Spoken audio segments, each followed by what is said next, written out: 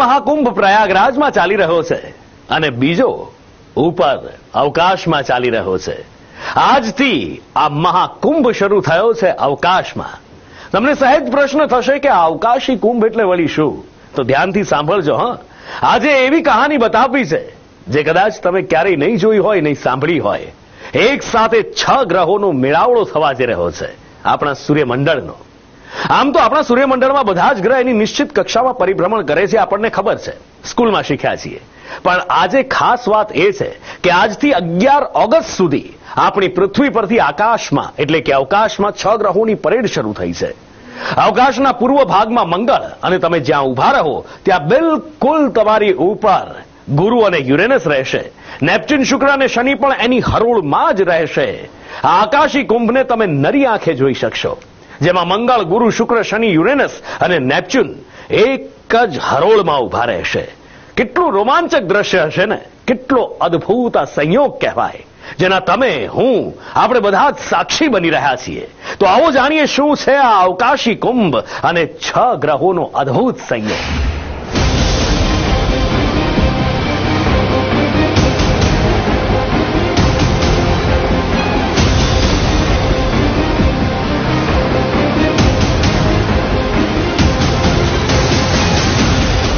પ્રયાગરાજમાં મહાકુંભ ચાલી રહ્યો છે, ત્યારે હવે આપણા સૂર્યમંડળમાં પણ આકાશી કુંભ શરૂ થયો છે. 21 જાન્યુઆરીનો દિવસ ખાસ છે.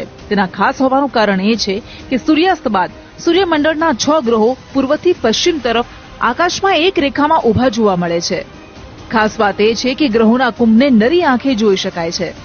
આકાશમાં આ વર્ષની પહેલી ખગોળીય ઘટના અવકાશ પ્રેમીઓને મંત્રમુગ્ધ કરી રહી છે. આકાશમાં ક્રમબદ્ધ રીતે એક જ રેખામાં એક સાથે 6 ગ્રહોનો નજારો રોમાંચિત કરે છે. આકાશી કુંભમાં શુક્ર, મંગળ, ગુરુ, શનિ, નેપ્ચ્યુન અને યુરેનસનો સમાવેશ થાય છે. આ 6 ગ્રહો વિશાળ સૂર્યમંડળમાં એકબીજાથી લાખો કિલોમીટર દૂર સ્થિત છે. તેમ છતાં આકાશી કુંભ દરમિયાન આ ગ્રહો એક સાથે સળંગ જોવા મળી રહ્યા છે. ખગોળશાસ્ત્રની દ્રષ્ટિએ જ્યારે પણ સૂર્યની આસપાસ ફરતા 2 કે તેથી વધુ ગ્રહો એક રેખામાં એક સાથે જોવા મળે છે, ત્યારે તેને પ્લેનેટરી અલાઇનમેન્ટ, પ્લેનેટરી પરેડ કે ગ્રહોની પરેડ કહેવામાં આવે છે. ગ્રહોની પરેડ 21 જાન્યુઆરીથી 11 ઓગસ્ટ દરમિયાન જોવા મળશે, જે ભારત, અમેરિકા સહિત વિશ્વના તમામ દેશોમાંથી જોઈ શકાશે. સૂર્યાસ્ત પછી તરત જ મંગળ, ગુરુ, શુક્ર, શનિ, યુરેનસ અને નેપ્ચ્યુન આકાશમાં દેખાશે. જોકે આ બધા ગ્રહો સંપૂર્ણપણે સીધી રેખામાં નહીં હોય, પરંતુ તે બધાને આકાશના એક જ ભાગમાં જોવાનો ખૂબ જ રોમાંચક રહેશે. ગ્રહોની પરેડને જોવાનો શ્રેષ્ઠ સમય સૂર્યાસ્ત પછી 45 મિનિટથી લઈને 3 કલાક સુધીનો છે, કારણ કે આ પછી શુક્ર અને શનિ પશ્ચિમી ક્ષિતિજની નીચે જશે. પૂર્વ દિશા જ્યાં સૂર્ય ઉગે છે ત્યાં સૂર્યાસ્ત બાદ તમે થોડાક ઉપર જશો તો લાલ રંગનો એકદમ ચમકતો મંગળ ગ્રહ જોવા મળશે. એની થોડાક ઉપર આવશો તો તમને ગુરુ ગ્રહ દેખાશે. એની આસપાસ કૃતિકા અને ભરણી નક્ષત્ર પણ જોવા મળશે. એની જમણાથી મૃગશીર્ષ વગેરે પણ જોવા મળશે. પણ ગ્રહમાં મંગળ અને ગુરુ જોવા મળશે. એના પછી આગળ જઈશું તો દૂરબીન વડે 2 ગ્રહો જોવા મળશે, એટલે યુરેનસ અને નેપ્ચ્યુન. જેની પાસે દૂરબીન નહીં હોય એને જોવા કે સ્પોટ કરવા અઘરા પડશે, એટલે શક્ય નથી. ત્યારબાદ પછી આપણે પશ્ચિમ દિશા તરફ ઢળતા જઈશું તો શુક્ર અને શનિ મહારાજની યુતિ ચાલતી હશે બાજુમાં. બંને બહુ સરસ યુતિ છે. ફક્ત 2 ડિગ્રી એટલે કે પૂર્ણિમાના 4 ચંદ્ર ભેગા થયેલી યુતિ છે. અને તમે જો એને સળંગ જોશો તો તમને ધીરે ધીરે શુક્ર ઉપર જતો અને શનિ ગ્રહ નીચે ઉતરતો માલુમ પડશે. એટલે આ 4 ગ્રહો નરી આંખે જોવા મળશે અને 2 ગ્રહો ટેલિસ્કોપ હશે, તો એટલે કુલ 6 ગ્રહોની યુતિ થવાની છે. અને એના સિવાય 28 ફેબ્રુઆરી યાદ રાખજો, એમાં 7મો ગ્રહ બુધ પણ ઉમેરાશે. એટલે 5 ગ્રહો નરી આંખે જોવા મળશે અને 2 ગ્રહો તો આ યુરેનસ અને નેપ્ચ્યુન છે જ. અવકાશમાં બધા 7 ગ્રહોની પરેડ અત્યંત દુર્લભ છે. પ્લેનેટ પરેડને સરળ ભાષામાં સમજીએ તો સૂર્યમંડળના 8 ગ્રહો સૂર્યની આસપાસ ફરે છે. પૃથ્વી પણ એમાંથી એક છે. આ ગ્રહો હંમેશા એકબીજા સાથે જોડાયેલા રહે છે. સૂર્યમંડળ એવો સમૂહ નથી જ્યાં ગ્રહો આડા અવળા ફરતા હોય, પરંતુ સૂર્યમંડળ એક મોટી પૂરી જેવું છે, જેની આસપાસ ગ્રહો ગોળાકાર ફરતા રહે છે. દરેક ગ્રહ બીજા ગ્રહોથી ઘણો દૂર છે, તેથી આ ગ્રહોને પરિભ્રમણ કરવામાં લાગતો સમય પણ અલગ છે. આવી સ્થિતિમાં જ્યારે સૂર્યની આસપાસ ફરતા બધા ગ્રહો એક સીધી રેખામાં આવે છે, ત્યારે તેને પ્લેનેટ પરેડ કહેવામાં આવે છે. જ્યારે 2 કે તેથી વધુ ગ્રહો એક રેખામાં આવે છે, ત્યારે તેમને પૃથ્વી પરથી નરી આંખે જોઈ શકાય છે. તેમાં ગુરુ, શુક્ર અને મંગળ જેવા ગ્રહો દેખાય છે. પરંતુ યુરેનસ અને નેપ્ચ્યુન જેવા ગ્રહોને જોવા માટે ટેલિસ્કોપની જરૂર પડે છે. આવી દુર્લભ ઘટના ઘણા વર્ષોમાં એકવાર બને છે. સામાન્ય રીતે આટલા બધા ગ્રહો એક સાથે જોવા શક્ય નથી. કયો ગ્રહ સૂર્યથી કેટલો દૂર છે તેના અંતરના આંકડા પર એક નજર કરીએ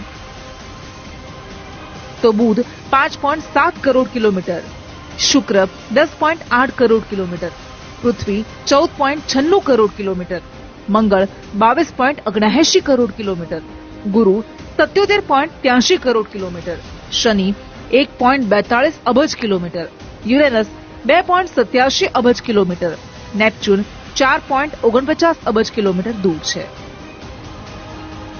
નિષ્ણાંતો કહે છે કે ગ્રહોની પરેડ એક અસ્થાયી ઘટના છે અને જ્યારે ગ્રહોની સ્થિતિ બદલાય છે ત્યારે તે પૂર્ણ થાય છે. ગ્રહોની ભ્રમણ કક્ષા સ્થિર છે, પરંતુ સમય જતાં તે ધીમે ધીમે બદલાય છે. બધા ગ્રહો પોતપોતાની ભ્રમણ કક્ષામાં પ્રવેશ કરે કે તરત જ પરેડનો અંત આવે છે. જો કે આ ગ્રહો સૂર્યની આસપાસ ફરવા માટે જે ગતિ, માર્ગ અને સમય લે છે તે બદલાય છે. ગયા વર્ષે એપ્રિલ માસમાં પૂર્ણ સૂર્યગ્રહણ દરમિયાન ઉત્તર અમેરિકામાં બધા ગ્રહો દ્રશ્યમાન રીતે લાઇનમાં ગોઠવાયેલા જોવા મળ્યા હતા. વૈજ્ઞાનિકોના મતે 28 ફેબ્રુઆરી સુધીમાં 6 ગ્રહો અવકાશમાં એક સીધી રેખામાં હશે, પરંતુ ત્યારબાદ 7 ગ્રહો એટલે કે શનિ, બુધ, નેપચ્યુન, શુક્ર, યુરેનસ, ગુરુ અને મંગળ આકાશમાં એક સાથે જોવા મળશે. વૈજ્ઞાનિકો કહે છે કે આ એક દુર્લભ ગ્રહ સંયોજન છે. બાદમાં ગ્રહોની આ પરેડ 8 માર્ચે ફરી એકવાર જોઈ શકાશે. આ સમય દરમિયાન બુધ, શુક્ર, મંગળ, ગુરુ, નેપચ્યુન, યુરેનસ અને શનિ એક સાથે જોવા મળશે. મોટાભાગના ગ્રહો આકાશમાં સીધી રેખામાં જોવા મળ્યા છે. આ રેખાને ગ્રહણ કહેવામાં આવે છે. તે સૂર્યમંડળ સૂર્યની આસપાસ ફરે છે તે રેખા દર્શાવે છે. આ ખગોળીય ઘટના આ વર્ષે 2 વાર બનવા જઈ રહી છે. આ ગ્રહોને સમાંતર રેખામાં ગોઠવાયેલા જોવાનો શ્રેષ્ઠ સમય સૂર્યાસ્ત પછીનો છે. વિશ્વના બધા ભાગોમાં પ્લેનેટ પરેડ જોવાનો સમય એક સરખો નથી હોતો. અવકાશમાં ક્રાંતિ ઋતુના કારણે કેટલાક ગ્રહો તમારા રહેઠાણની જગ્યાથી નથી જોઈ શકાતા. ભારતમાં આ વર્ષે થનાર ગ્રહોની પરેડની તારીખ આ પ્રમાણે છે: 21 જાન્યુઆરીએ મંગળ, ગુરુ, યુરેનસ, નેપચ્યુન, શુક્ર અને શનિનું સંરેખણ. 28 ફેબ્રુઆરીએ શનિ, બુધ, નેપચ્યુન, શુક્ર, યુરેનસ, ગુરુ અને મંગળનું સંરેખણ. 15 એપ્રિલ નેપચ્યુન, બુધ, શનિ અને શુક્રનું સંરેખણ. 11 ઓગસ્ટ બુધ, ગુરુ, શુક્ર, યુરેનસ, નેપચ્યુન અને શનિનું સંરેખણ. આ ગ્રહોની પરેડની ઘટનાને લઈને સોશિયલ મીડિયામાં પણ જાત જાતની અફવાઓ ચાલી રહી છે અને ગ્રહોની પરેડને કારણે આપણે પૃથ્વીમાં પૂર, વાવાઝોડા કે ભૂકંપ જેવી કુદરતી આપત્તિઓ સર્જાતી હોવાની પણ અફવાઓ ચાલે છે. પરંતુ નિષ્ણાંતોને મતે ગ્રહ પરેડથી પૃથ્વી કે સૂર્યમંડળને કોઈ નુકસાન નહીં થાય. આ એક અસ્થાયી ઘટના છે જે ગ્રહો ભેગા થાય ત્યારે થાય છે. આ ચોક્કસપણે ગ્રહોની સ્થિતિમાં ફેરફાર દર્શાવે છે, પરંતુ તે સૂર્યમંડળને અસર નથી કરતું. સૂર્યમંડળમાં ગ્રહોની ભ્રમણ કક્ષા ખૂબ જ સ્થિર છે અને તેમાં રહેલા ગ્રહોની ગતિ અલગ અલગ હોય છે. જ્યારે બધા ગ્રહો ભેગા થાય છે ત્યારે તેમનું ગુરુત્વાકર્ષણ બળ એટલું બધું નથી હોતું કે તેઓ એકબીજાને નુકસાન પહોંચાડી શકે.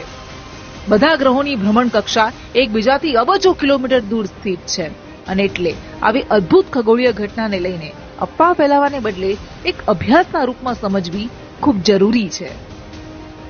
સ્પેશિયલ રિપોર્ટ, સંદેશ ન્યૂઝ.